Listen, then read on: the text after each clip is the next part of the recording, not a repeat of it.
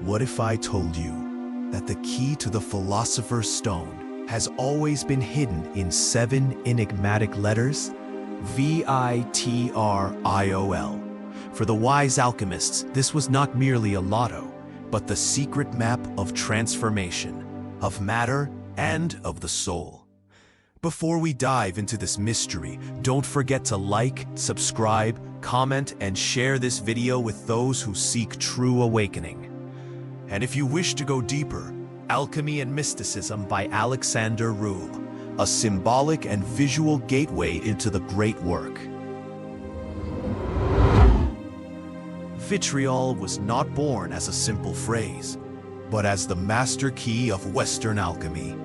Inscribed in hermetic engravings, Rosicrucian seals, and even carved on the walls of initiation chambers, it was an enigma reserved only for those ready to walk the inner path.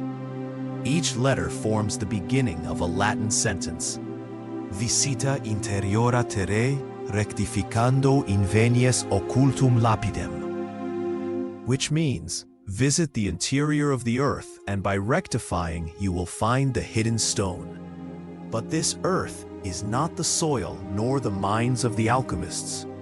It is the human body as a temple, the unconscious as a cave, and the instincts as raw ore awaiting refinement. The instruction is clear: descend, not to flee from the shadow, but to investigate it. Alchemy begins with the courageous descent into the obscure aspects of the soul. Rectificando, to rectify, to purify, to adjust. It is the discipline of transforming chaos into order, ignorance into clarity.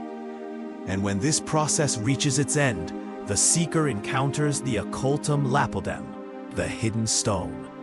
Not a physical object, but the incorruptible spiritual core, the divine center hidden within every human being.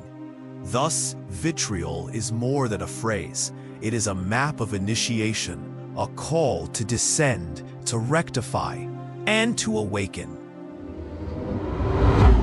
For the alchemists, metals were not merely natural substances. They were mirrors of the soul. Each one represented a stage of consciousness in its process of purification. Lead, Saturn, heavy, dark, corruptible. The ignorance, fear, and vices that imprison the soul. Iron, Mars, brute strength, blind will. Energy that fights, but still without wisdom. Copper, Venus, beauty and harmony, yet still bound to desire and the illusions of pleasure. Silver, Moon, the reflection of light, intuition, purity, but dependent, like a mirror that does not shine by itself. Gold, Sun, incorruptible, radiant, the symbol of awakened spirit and inner perfection. Transmutation is not limited to the alchemist's furnace. It happens within the human being. To turn lead into gold means, in truth, to refine dense instincts until they become illuminated consciousness. Each metal is a step, a weight to be dissolved, an energy to be disciplined, a virtue to be polished. This entire process is called the magnum opus, the great work. At the end of this journey, the seeker no longer carries the lead of ignorance, but shines as spiritual gold, incorruptible before time itself.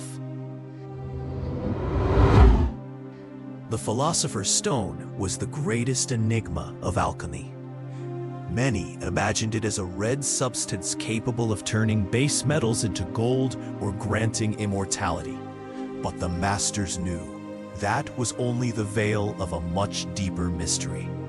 The true stone is not found in external laboratories, but in the inner laboratory. It represents the supreme state of human consciousness, when the being, after successive purifications, becomes incorruptible as gold, luminous as the sun, eternal in essence. In alchemical symbolism, the stone is the union of opposites, masculine and feminine, body and spirit, shadow and light. It is the hidden center that reconciles all polarities. Some compare it to the inner Christ, the self of death psychology, or the diamond of esoteric Buddhism. But in every tradition, it means the same. The conquest of the integral awakened being, free from the corruptions of time. Those who attain the stone do not simply possess a treasure, they become the stone itself, indestructible, radiant, living guides of the great work. Vitriol is a map, but knowing it is not enough. It must be lived. To visit the interior of the earth means having the courage to descend into one's own shadows. It is not about denying fear, anger, or desire, but confronting them as raw ores awaiting refinement. The first step is self-observation, to see oneself without masks, to identify the hidden patterns that dominate the mind. Then comes rectification, rectificando. To purify is to dissolve what is dense, to order inner chaos, to transform vice into discipline, ignorance into wisdom, pride into humility. It is the silent, daily work that refines the soul as fire refines metal. And gradually, the Occultum Lapidem, the hidden stone, begins to emerge. Not as something external, but as a state of being, an immutable, radiant center that stands firm before time, pain, and even death. The path of vitriol demands courage to descend, discipline to purify, and faith to endure until the end.